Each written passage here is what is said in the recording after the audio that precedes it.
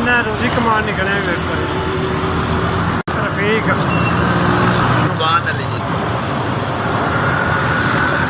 जिला भावनगर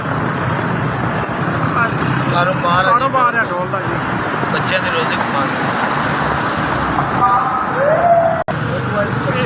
सवा एक हो गया उसे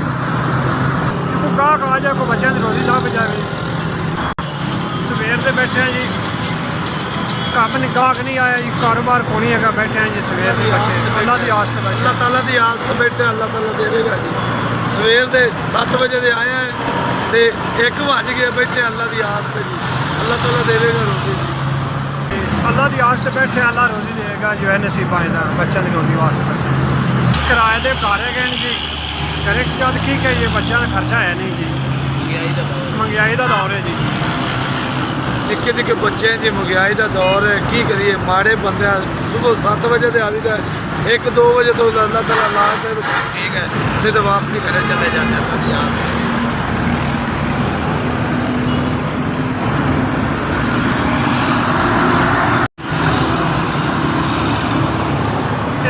दो हज़ार है जी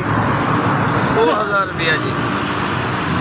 2-2 दिते तो अल्लाह जिंदगी दे अल्लाह तुम बहुत दे जी अल्लाह पाक उन्होंने तंदुरुस्ती दे जिन्हें सन 4000 रुपया भेजा अल्लाह पाक उन्होंने ज्यादा दे अल्लाह पाक बहुता दे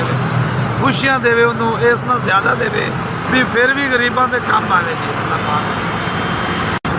साढ़े लोगों का ख्याल किया ने अल्लाह तो जिंदगी के अलावा तो 2-2 हज़ार रुपया दिता ने जी SVS तुसी 4000 दिता सी मेहरबानी SVS मेहरबानी सर तुझे 4000 रुपया दिता